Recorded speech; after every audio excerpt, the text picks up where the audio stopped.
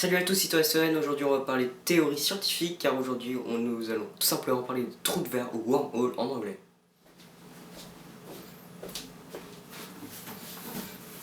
Alors, petite pause avant de commencer, c'est tout simplement sur la chaîne YouTube. Quelqu'un dans la vidéo juste avant celle sur l'œuf m'a dit en commentaire que j'avais oublié quelque chose. Et effectivement, oui, j'ai oublié quelque chose. Si vous voulez faire avec des enfants, c'est plutôt important, tout simplement, c'est le fait de mettre du colorant dans le vinaigre, ce qui va normalement colorer l'œuf et la membrane. Et ce qui est totalement logique, car grâce au phénomène d'osmose que j'ai expliqué dans la dernière vidéo, donc vous pouvez maintenant le faire avec vos enfants et mettre des œufs verts dégueux, tout simplement.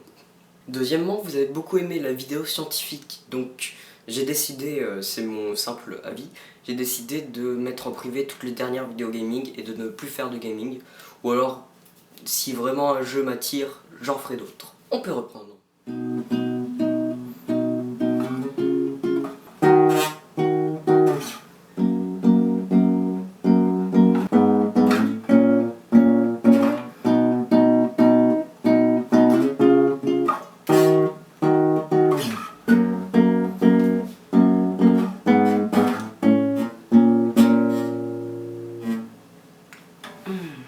Tout d'abord, certains doivent être en train de se dire un trou de verre. Cela me dit quelque chose, mais où ai-je entendu ce terme déjà Eh bien, tout simplement dans de nombreux films de SF. Aucun SF parle des trous de verre. Nous entendons parler de trous de verre dans Fringe, The Commonwealth, toutes les sagas Stargate, Star Trek, Contact. Tu n'as vu aucune de ces séries et films, tu peux rien dire. Thor, Avengers Infinity War, Avengers Endgame, y a Interstellar, The Flash, je peux en louper plein d'autres, hein, mais il y en a beaucoup qui parlent de trous de verre. C'est bien beau tout ça, mais rien ne nous indique ce qu'est un trou de verre, tu nous as même pas dit ce que c'était. Tu peux arrêter de faire ton MacGuffin et me laisser terminer ma vidéo? Hypothétiquement parlant, le fonctionnement d'un trou de verre n'est que basique. Nous passons d'un point A à un point B grâce à un portail. Mais quand on y regarde de plus près, ça devient tout de suite un peu plus précis. Limite compliqué, même si ça m'étonnerait.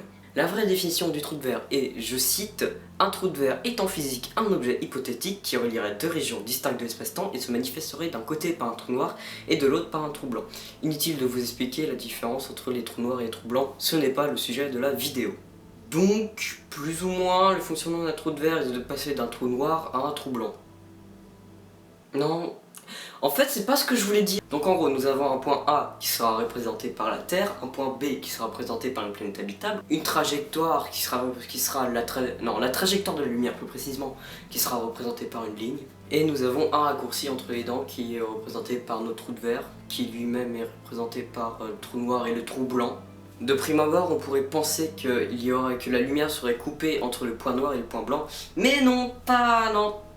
Vous vous gourrez le doigt dans l'œil. Vous gourrez le doigt dans l'œil, mais ça se dit pas ça. En réalité, il va y avoir une sorte de distorsion de l'espace-temps qui va faire en sorte que créer ce raccourci. Bon, vous voyez le schéma? Vous voyez le schéma? Bah voilà ce qui se passe. Dans cette représentation, on parle du trou de verre de Lorentz. Il existe deux autres trous de verre, celui de Schwarzschild, qui indique qu'il est tout simplement impossible à passer, et le trou de verre de Racer...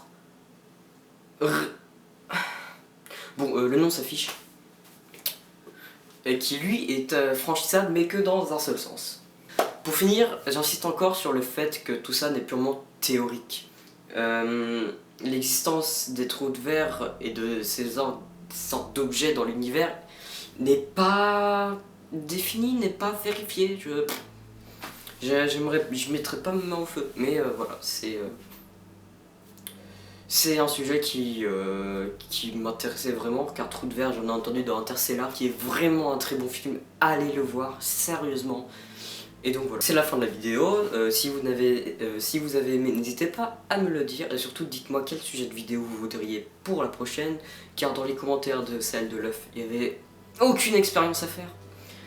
Et donc, on se dit pour une prochaine fois. Ciao, ciao.